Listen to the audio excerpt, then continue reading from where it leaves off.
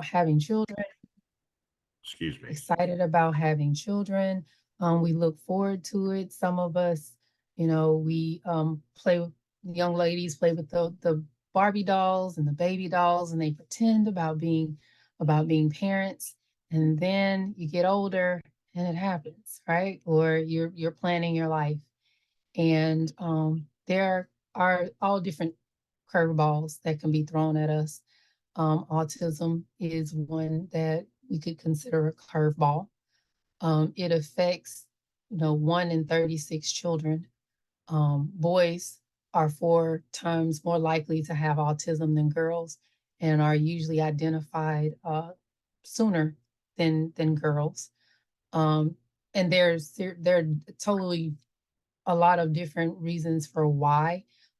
Most of that, some articles are saying, is because of the way we socialize boys as opposed to girls. Um, some other facts that we could talk about are that 40% of children with autism do not speak. Um, that is one of the uh, nuances that are challenges for parents. And then you have to look at ages and stages also.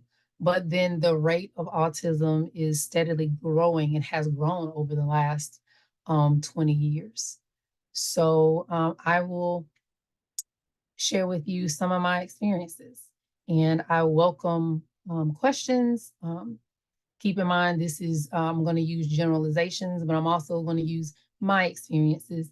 So when I'm talking, um, I'm using what I've observed as a parent, but not also only that, what I've observed as a clinician, which I feel like gives me a really interesting seat at the table for the discussion.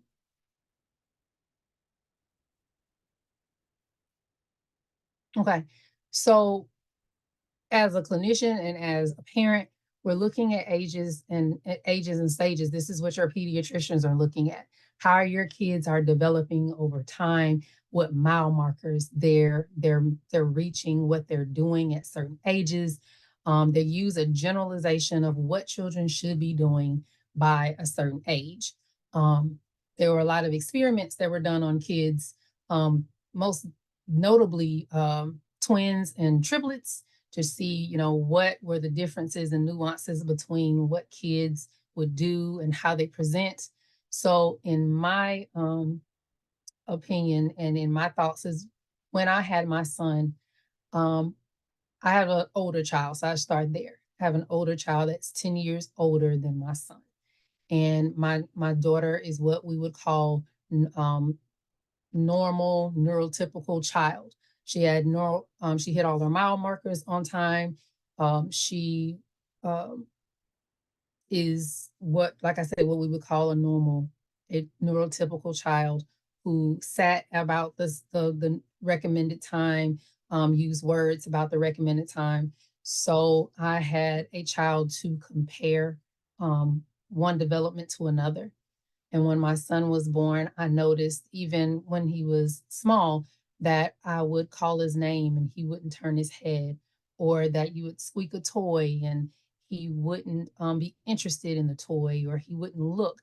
So at first, I thought maybe he was deaf, and that maybe we should be talking with a pediatrician about whether or not he could hear. And I was told that no, he passed all of his testing before he left the hospital. Everything was fine. That I was being an overzealous parent. But I noticed that, these were things that I was like, well, why isn't he looking at me? Why isn't he responding? Why isn't he cooing? You know, his temperament is pretty even. If people were saying, well, no, you're just overthinking it. He's fine. Um, I even talked with a psychiatrist friend of mine, a psychologist friend of mine, and they were like, "No, you're really, just give him some time, let him catch up." But as a parent, I knew that there were things that I was seeing at home that everybody else wasn't seeing. There were things that I saw in the clinical setting as a professional that I knew that was supposed to be happening that my child wasn't doing. Sitting up, rolling over, um, tummy time, looking for toys, things like that. He wasn't doing those things. And over time, as parents start to notice the things that other their children are not doing or that are doing, as opposed to children around them of the same age. Um, you start noticing things like, why isn't my child sleeping through the night, or why is my child always fussy when we go to certain places? Um, and then you begin to just wonder if there could be something to what you're thinking, what you're observing. And so of course you reach out to professionals to help you with that. And most times they want you to give the child some time, because as you look at like the ages and stages for observation, um, they're broken down even like for infancy. Infancy is broken down a little bit more. They go from 0 to 3 months, and 3 to 6, and 6 to 9. And so all of that together would be considered the infancy stage of a child. So if you go to the doctor, they will give you something, a questionnaire where you check off, whether your child are hitting the mile markers. And when you talk to your pediatrician, they will say, well, they still have time to catch up. And even if, they haven't hit this marker, it'll be fine. Usually children start, development of the brain is a long process, and if they don't sit up at a certain time, they'll catch up. And so usually outsiders will try to calm the parents' fears down by telling them to just wait a little while and see what happens. But for some parents, they're like, no, I can see things that are happening. And then you continue to see deficits over time of, social and emotional communication and interaction, the inadequacy of maybe their speech, impairment in their abilities to initiate or sustain conversation or eye contact. Um, Maybe you're paying attention to their language or their inability to form language. Or you're just, you hear people say, well, boys will be boys. So what does that mean? They're rough and they're tumble. Well, maybe you have a child that doesn't like getting their hands dirty. So you're looking at that. It's like, oh, well, they're just a clean kid. Over time, you may feel like, okay, well, they're a clean child, but there's a little bit more to that. What does that look like? Um, so as parents, what I would suggest is keep track whenever you're going to get your shots and your immunizations for your children. Your pediatricians are going to ask you about this. And if you have some questions, make sure that you're and some concerns, make sure you're saying something. So as a clinician, I always look at, like I said, ages and stages, and what in general your child is supposed to be going through, what they're in general, what is supposed to be happening during that time. And as your child is developing, Erickson says that there are certain things that are foundational for small babies as they grow older into adulthood. And so trust versus mistrust would be the first thing that you would see, or that we observe in the clinical setting for babies. And that basically the basics. If your baby cries, do you pick it up and soothe it?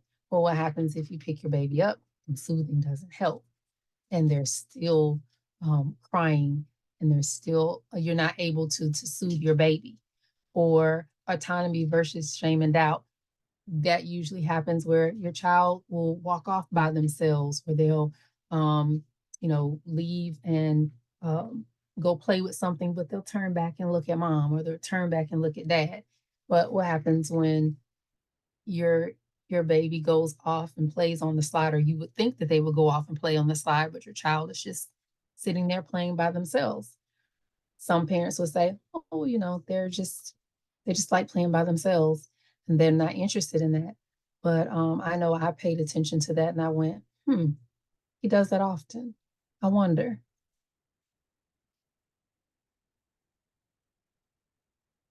So the menagerie of feelings. There is, parents go through a lot because you're just trying to figure out what's happening, what's going on. Like I said, usually if this is your first baby, you may not have much to compare your baby's growth and development to. In my situation, I had a child already. She was 10. So growth and development and what that neurotypical growth and development looks like, plus being in the clinical setting and knowing what, as a clinician, neurotypical growth and development is supposed to look like. Um, I could only tell you that I knew, I knew, but it was the thing about trying to convince, if you will, other professionals to listen because first thing I heard was, well, because you're a clinician, you're a little more overzealous about it. Maybe you're overthinking it. And then sometimes as a clinician, I would hear other people say that to moms and dads. And that was, sometimes that can be a little disheartening. But there's the menagerie of feelings that are happening there. You don't know what's happening and why. And you're just confused about, how do you help your child? And if there's anything you can do as a parent, you want to get in there and put your hands in and help as much as you can and do what you can. So like I said, I knew that my child was on the spectrum because I just the signs, the symptoms, the things that were said, the things that weren't said. Um, I had I knew, but even receiving the diagnosis and getting confirmation, there was um, there was a grieving process even there for me. So you feel powerless. You're angry. The elephant in the room is, what did I do wrong? What happened in between gestation and delivery that made this such that my child is the one that sticks out? Like, why? What happened? You're confused. Then you're in denial, like, okay, well, no. Maybe I'm tripping and I'm just putting more into this than what I should. And then you may feel guilty. You're like, okay, like I said, you're like, okay, before I found out I was pregnant, maybe I took a drink and I didn't know, or maybe you're disappointed, but there is a grieving process that happens because you feel powerless. There's nothing that you can physically do, tangibly do to make it go away. But then when you're in the waiting period of what's wrong, you want confirmation that you're not just imagining things. But then, you have to get to work. You have to keep going because you want to make sure that you're giving your baby the fighting chance that it needs and that they deserve. And so then you do all the things. You get the evaluations and you answer the questionnaires and you go and see the doctors and they tell you sometimes your baby may need certain medications. I put respite and support people and I scratched it out because at that time, sometimes you don't want anybody else looking at, examining, asking questions for your child. But usually, as a professional, you would say, well, you need some time for respite, you need time to yourself. But as a parent, sometimes you're like, I don't want anybody else laying hands on touching my baby. You want to keep that baby close. You look out to your friends and your support. And then you look around and you go, okay, if there's not any example or prototype for you to look at, then you're like, okay, well, I'm alone. What what do I do now? Um, and that diagnosis brings such a great impact to your life, and you don't realize it until it happens. And then people are saying, okay, here, you first you're like, okay, here's your baby. Oh, my little sweet baby. And I'm going to love it. And I'm going to call it George. And then you look at George and you go, okay, George, I feel like something is, I can't put my finger on it, but I think something's happening. And then you get the diagnosis and then people are saying, okay, this is what we need to do with George to make sure George has this robust life. So, like I said, the elephant in the room is that the fairy tale is over. And now you're wondering what's going to happen to your child. How are you going to parent? What is this going to look like? And I dare say it, and I'll have to say it because it's like, okay, my child's not normal. Normal means typical, neurotypical. Um, and there's something wrong with all of us. That's what my sweet grandma would say. There's something wrong with all of us. But to be honest with you, you're still thinking, why isn't my kid normal? Why can't my child just sit up? Why can't my child just talk? I would just give anything. Be honest with you, my son did not say mama. He didn't talk. And I was devastated. Everybody's like, oh, my child said mom, my child said this, my child did that. And I'm sitting in the corner like, well, he ate peas. And yes, he did. And I was happy about that. But when you're comparing yourself to other parents and your child isn't speaking, your child isn't talking, the elephant in the room is what the heck happened. But then, the fairy tale is over of what you may have in your mind of what may happen for your child. Um, you know, proms and those little funny moments. Doesn't mean they can't happen. They just have to happen in a different way now. Or they may have to happen in a different way.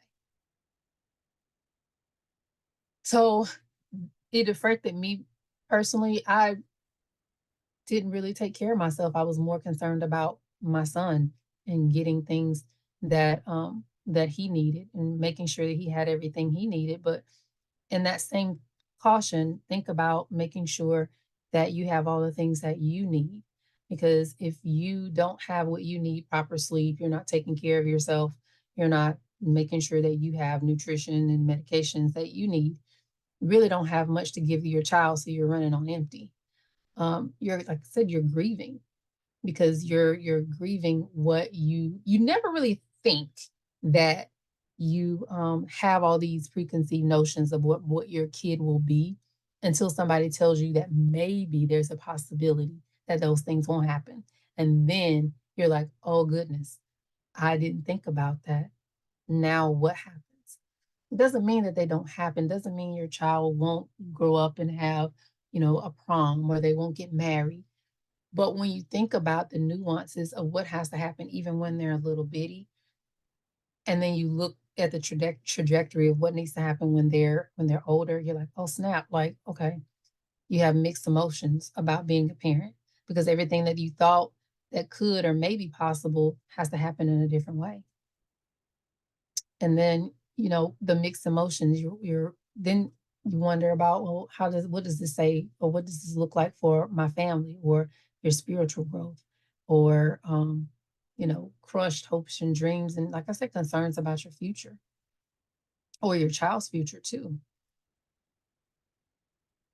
Okay, so you never really think about how this affects your family unit, but you're stressed. The family unit is stressed no matter what it looks like.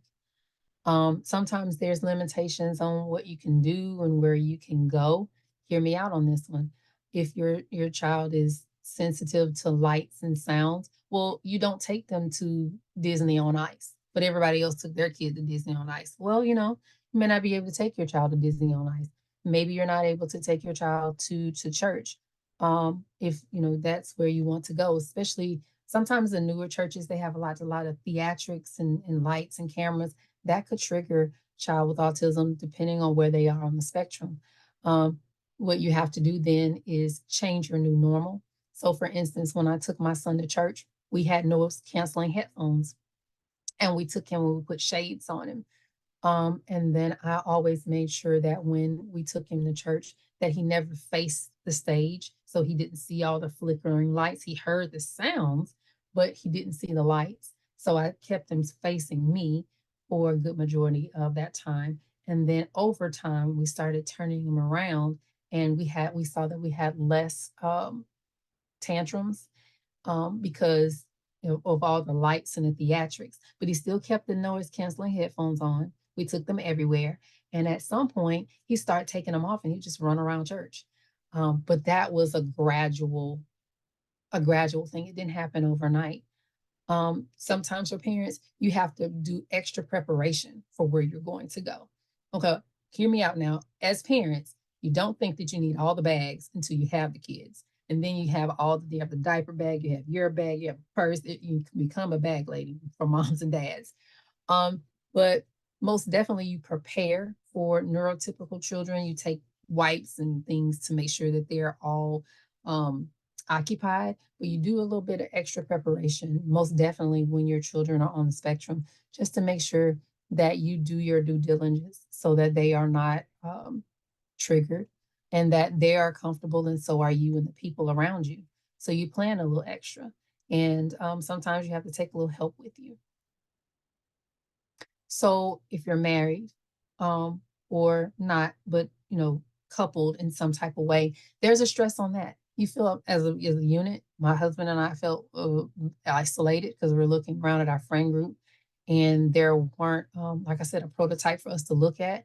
Then there's the financial stress because you're taking your kids to all these different doctors. My son saw a developmental pediatrician. He saw a pediatrician. He saw OT. He saw PT. I'm sorry, occupational therapy, physical therapy. We saw a nutritionist. There were all the things that we needed to do to make sure that we had my son thoroughly evaluated, um, so that we would understand what was happening to him from a medical standpoint. I had the mental health psychosocial thing on lock, but still saw someone else as well. Um, so there's the financial stress that goes to this. You have to educate yourself. Okay, I know my son, what my son needs, or what I think he may need as a parent. But then if you're not, you weren't sitting in my seat where I had a accelerated seat into neural development, child development, you have to get yourself up to par. And then, all the time and energy, you have to take off work.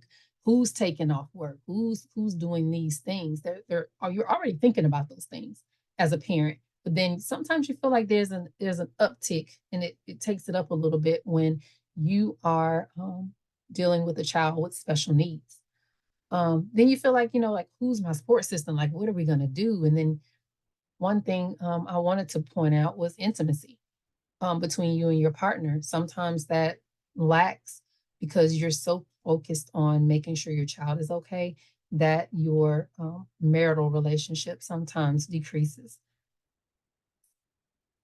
Okay, so remember I told you I have a daughter that is 10 years older than my son. So I have a 19-year-old and a 9-year-old.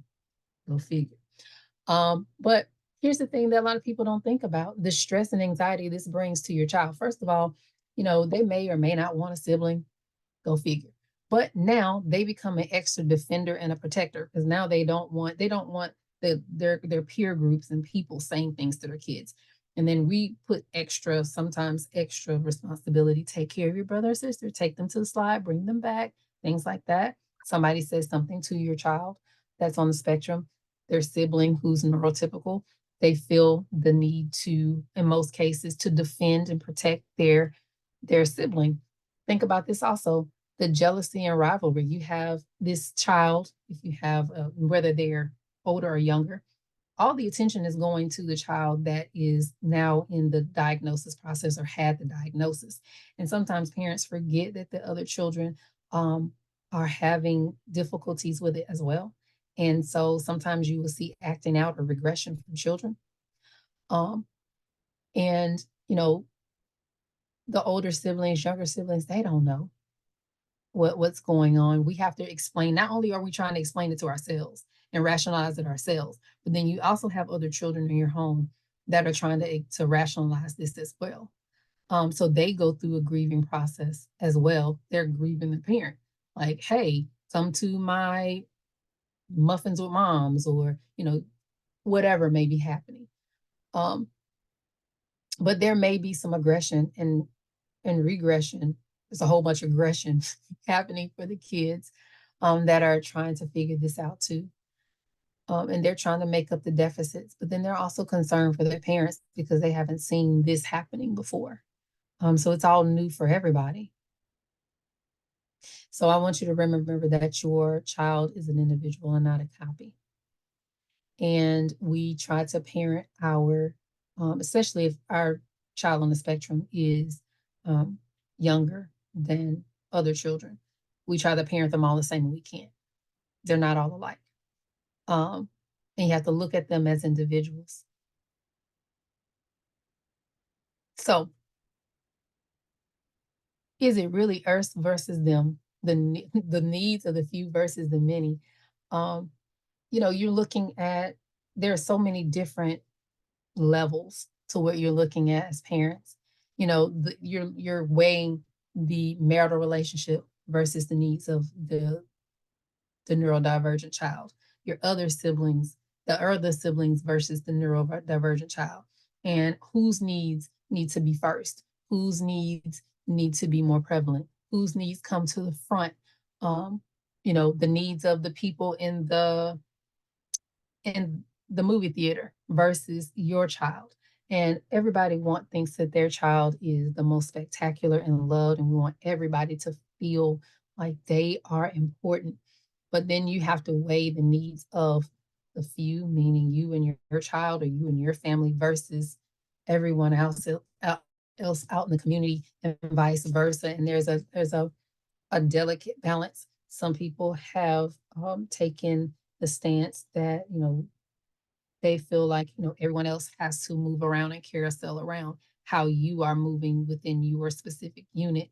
Say if you're out in the community, then you also have to think about how you're supposed to move and carousel around the community. Delicate balance.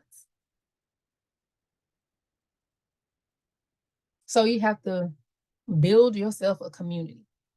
Because I'm a social worker, I always think in micro, macro, and meso. So I'm looking at who is in my core group of friends and family who can help me in my core group, as we're helping me with making sure that my son has all the things that he needs, but also what that we need. I always am concerned about childcare. So say for instance, I wanted to go to a concert and I wanted to go with friends. Well, pretty much all the people that I would ask to babysit are in my friend group.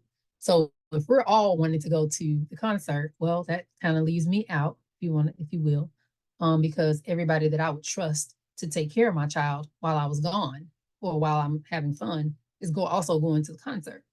Um, so you have to build yourself a community. What that looks like childcare, that looks like who can pick your child up in case you can't do that. Um, you need to create a team to help you navigate because no parent is an island. We try to do a lot on our own. Neurotypical or neurodivergent parent, you try, but you can't. You have to build yourself a community. Um, your meso is your organization. So that's like who's working with your child. That's PTOT speech. That's ABA therapy. You're going to look for trusted and knowledgeable professionals, other parents to help you, autism groups. Your macro is going to look like your community at large. Um, it's going to look like if, for instance, you needed to initiate the Social Security, or if you needed to initiate some other type of government assistance or healthcare assistance somewhere, some place like CarePatrol that would be helpful in helping you with your child. CarePatrol you would probably go more into meso, but it could go into macro. So it could be like a circle that are intersecting one another there. But you're looking for your community networks and organizations that are going to be able to help you help yourself. Respite care, definitely. You're going to be looking at your other connections that can really help you get through what's going on with you and your kiddo. So, parenting styles and parenting elements. Well, there's different ways of doing all kinds of things, and you have your helicopter parent, and most autism parents may start out this way because you're like, don't do that. Oh, no, no, no, no. You're trying to head off the problem before it happens. So you'll stop the child before they say that thing, or you'll pick the child up, or you'll redirect the child before they do that thing that you would be also embarrassed that they do. you know, and usually here's the issue with the helicopter parenting is that you are not allowing your child the space to grow and the space to make mistakes and then to readjust. Now, granted, children on the spectrum don't have a lot of foresight to understand why, and they don't see it coming. But if you're always stopping them in the middle of a process, they don't learn how to connect. That hard wiring doesn't get there. So you stunt development. And that even happens with neurotypical children. And they're unable to learn by observation and example. Because they have to learn by direct instruction and by actually doing, sometimes putting their hands on it. There are different learning styles. And so when you're helicopter parenting and you're just swooping in and you're just like stopping it, you're not allowing that connection to happen for a child who already doesn't understand the world around them. The permissive parent, you just have no expectations. And then the thing about that is you're just like, oh yeah, they're on the spectrum. We're just gonna let them do. They don't know. You're giving permission for your child just to do and be. Um, and maybe that's not the best thing to think about because they're going to be in situations in um social situations with other children, and their expectation is not for that your child to be able to go and be. Um, and so, although autism does make things a little more difficult for understanding for your child, the world is not going to allow your child to go and be. The world is not going to allow your child to just do whatever they want to do. And it teaches bad habits that you have to be able to explain. You may be able to explain as a small child, but do you really want to explain that as they get older? If you're allowing them to hit or bite or to take things that don't belong to them um, without trying to redirect or trying to do some of those things. And then, there's as I bleed in with free range parenting because that's most definitely more hands off.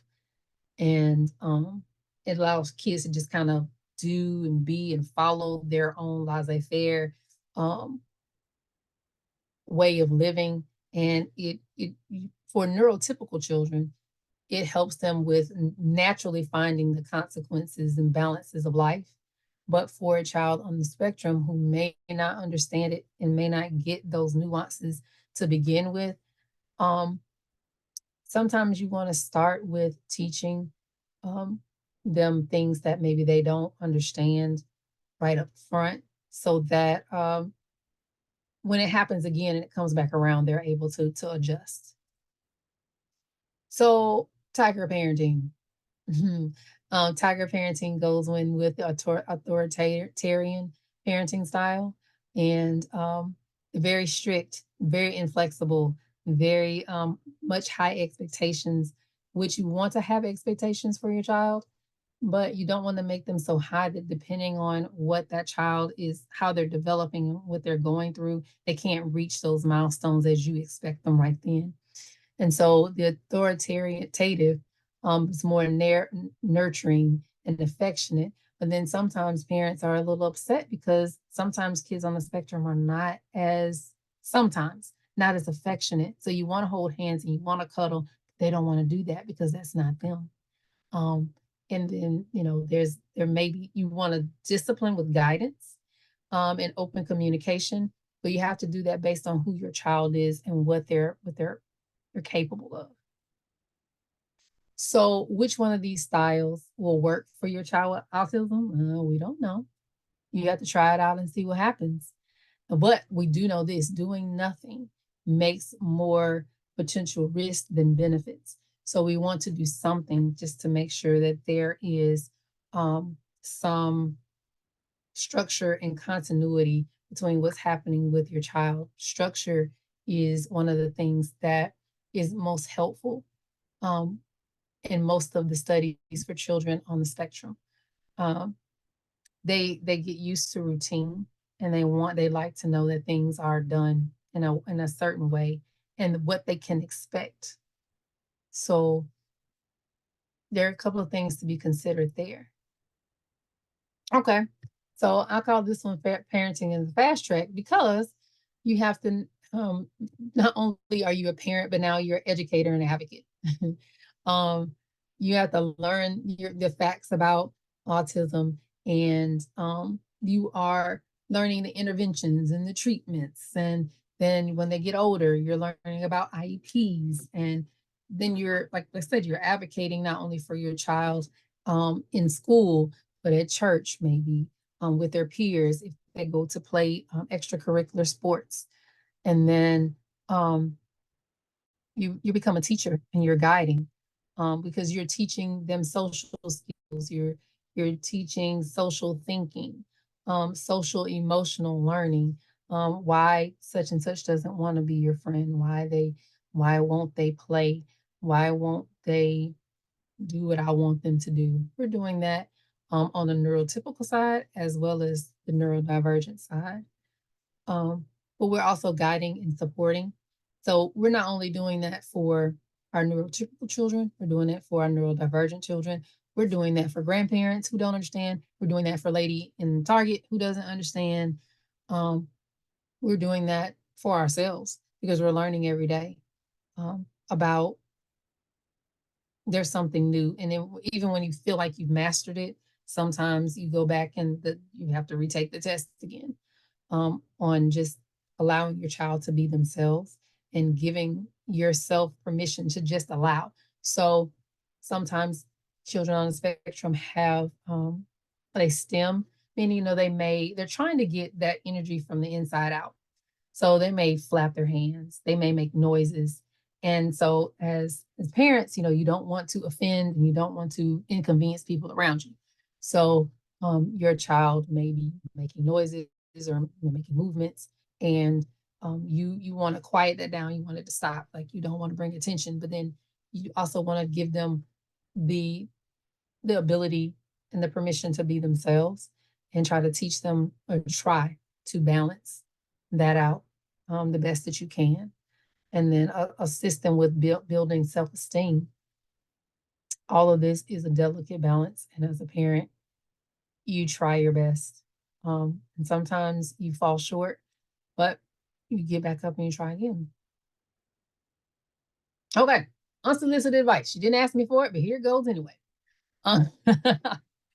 Um, you definitely keep educating yourself and others so that they can understand about what autism is, what your child's going through, but you definitely are educating the masses or people that you come in contact with about autism and how to be kind and how to teach their children to be kind to other people that are different. Um, it's ever evolving, but you are educating them on how to treat your child in that moment. But then you are educating people about how to treat people. You'd be surprised at how many adults sometimes don't know how to treat other people. You'd be surprised. Um, and then the I want to say the hypocrisy of it all, but just learning, teaching other people how to be tolerant of people that are not like them. Um, I want to say learn and study your child because there are so many because autism is on a spectrum from light to dark, big, little, prism. Um, every child is not the same, but there are bedrocks and cornerstones that are that are the same across the board. Say, for instance, most children with autism do not use direct eye contact. Well, I was born and my father was in the Marine Corps. Hoorah. And so when you do not use direct eye contact, that could potentially mean that you are lying. You are lying because you are not looking me in my face and you're not talking to me. But like I said, children with autism usually do not look people in the face. So they'll gaze off. Um, that's an educational thing for you to be able to teach um, others about autism. Doesn't mean they're lying. Um, and that's how you can teach somebody about your child and then teach somebody about autism. Um, and so that's another thing about learning your child and what their nuances are and paying attention to what may cause a meltdown with your child, and not comparing your child to someone else. That's a huge no-no. That's where you can probably get yourself kind of hung up in the why doesn't my child do X, Y, or Z? Um, and we try not to get there. I wanted to say early intervention and treatment is very pivotal. I got my son into early intervention. He must have been 6 to 8 months or 6 to 9 months old when I got him into early intervention. And we started working with a team of people that help him fortify him to where he is today. He actually is talking. He talks more than I do. He talks all the time now. He didn't talk till he's about six or seven. But now, boy, he talks all the time. I'm telling you what speech pathology will do for a child and just working with them. Um, you can't parent all children alike. You can't. I think I've said that before, but you can't. And if you're looking for, okay, well, I did my first child like this and my second child and da da da, or I did it will, you can try it. Like I said in the other slide, you can try it out, see what happens, but you may not like what you get. So the best thing for you to do, in my opinion, and it's just my opinion, is to go at this like you would go makeup. You know, you have fall, you have winter makeup, and you have summer makeup. You know, you don't put your summer makeup on in the winter, and you don't put your winter makeup on in the summer because you just kind of look a little weird with the different colorations that are going on. So, and you know what, y'all? If y'all heard that in the background, that is my son. Um, you just can't you can't parent them like you would any other. And you have to roll with the punches because I have a sign on my office. I have my office here at home. The sign says, you know, don't open the door or mommy's working or something like that. Well, my son reads very well. He reads on he's 9 and he's just left the 3rd grade and he reads on a 10th grade level. So I know he understands the words that are on the sign. That doesn't mean he's gonna do what's on the sign. Doesn't mean it. If he wants to talk to me now, he's gonna talk to me now. And he doesn't really care. If CarePatrol wants to talk to me too. He's going to definitely do that. If he feels like he needs to walk around and move, or you know, he wants to fidget, he's going to do that. Um, I'm saying all this to say, just don't make any assumptions of what you think it's supposed to be and what it should be or what it could be. You kind of have to ride the wave and go with it, and not take things personal. I'll give a good example here. My son told me that I am not his favorite parent. Hurt my little heart. He told me I wasn't his favorite parent. His dad was his favorite parent. His dad was his favorite parent because they were both boys. He was like, "Yep, dad's my favorite parent." And although I do a lot of the parenting, now my husband and I do all of the parenting, but I take him to OT, PT, speech, most of the majority of the food sometimes because I kind of know how he likes seasonings and things like that. Um, if his dad gives him his plate, he's like, "Oh, dad, this is the best food you've ever made." And I was like, "Uh, okay, okay, kid. What's up with that?" He's like, "Yeah, mom, you're awesome sometimes too." Okay. Um, you know, you just I don't take it personal. I'm like, okay, kid, you know, you love your dad. I love your dad. We love your dad. He's like, no, my dad.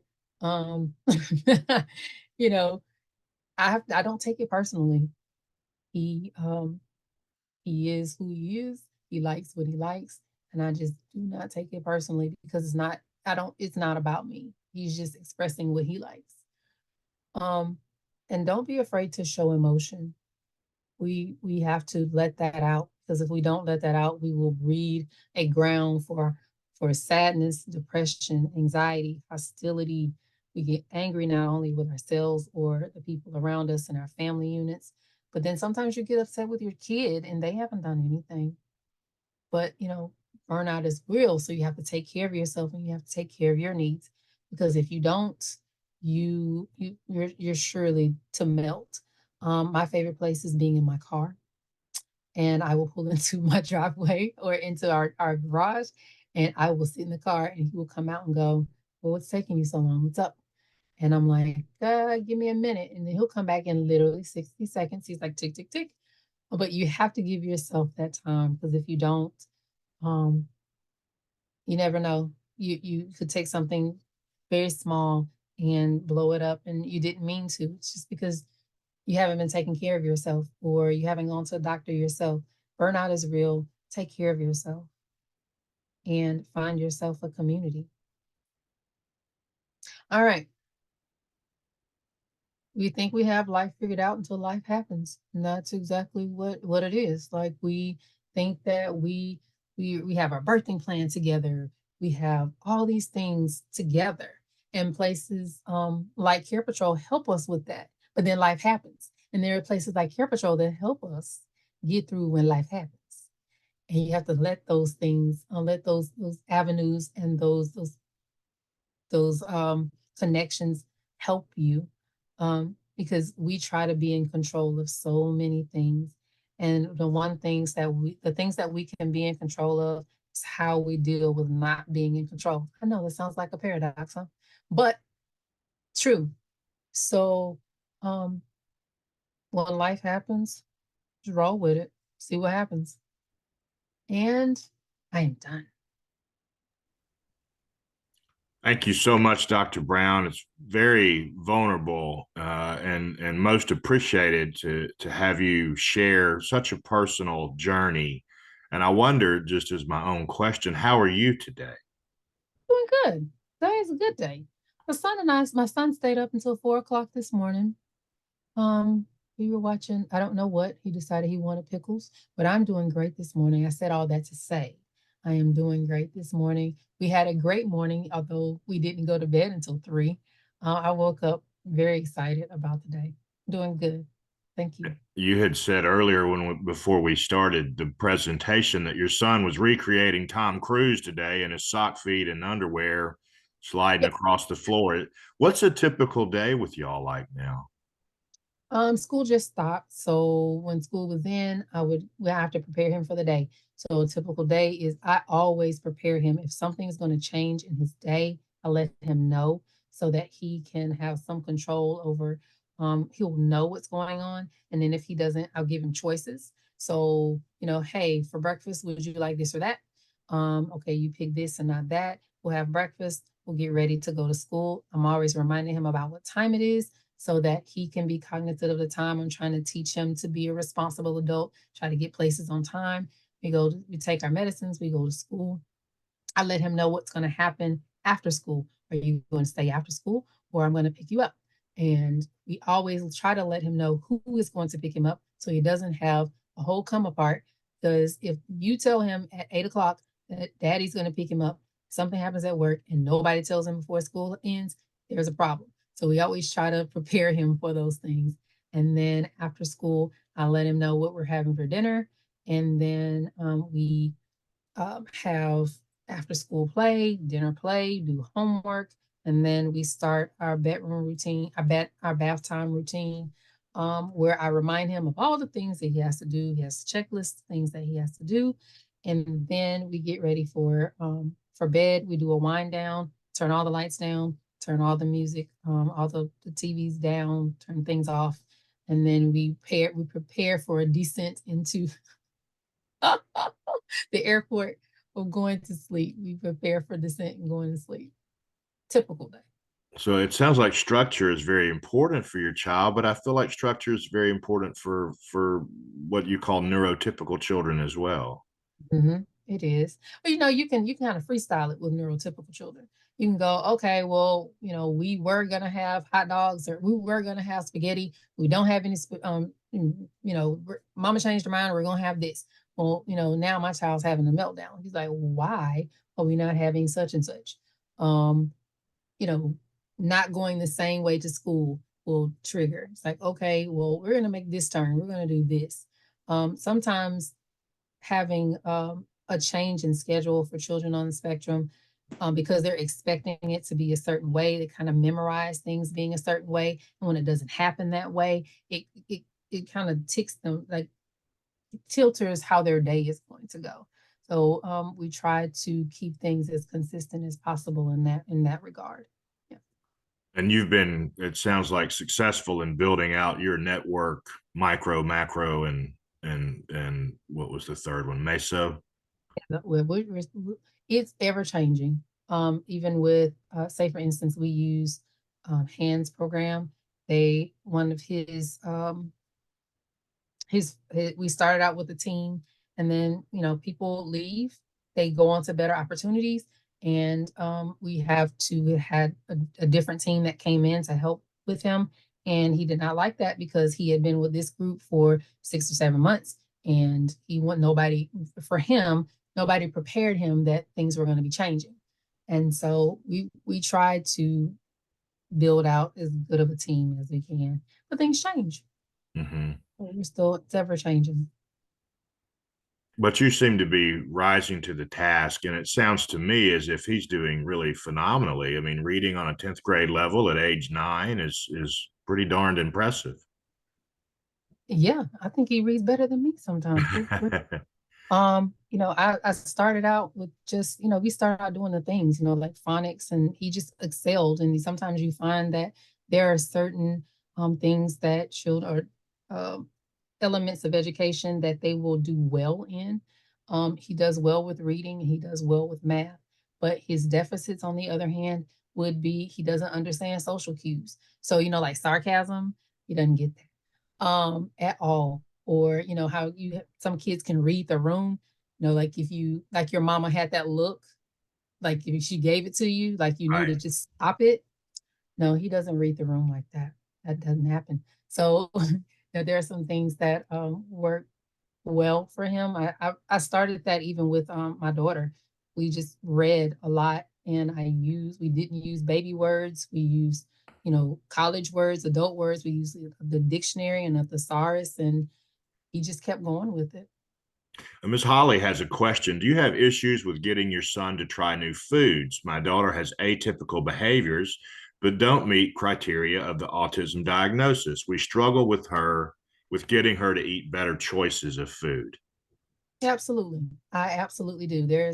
I think at one point my child was only eating about 3 or 4 different foods, and there are certain colors that he just didn't care about, and there are a lot of textures that he didn't care about either. Yes, we started out with when you have puree baby food, everything's the same texture.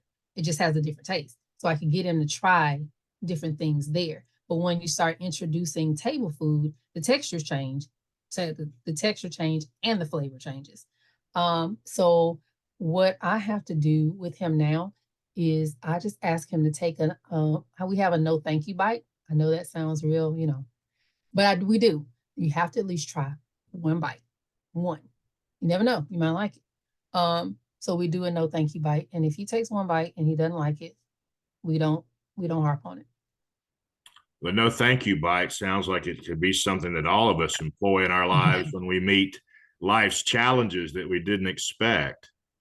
Yeah, yeah. Everybody could have one of those. I would definitely still not do it with Brussels sprouts, but I wouldn't tell my kid that. I'm on the fence on Brussels sprouts. It depends on how much effort went into them. Right. Oh, let me say something. You know what? One thing that they told me when we were doing early intervention, they told me to make food, and then they would play with it.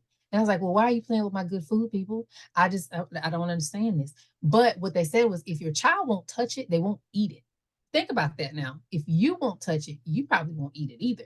So I use that even in my clinical practice when I do play therapy, even with adults, with children.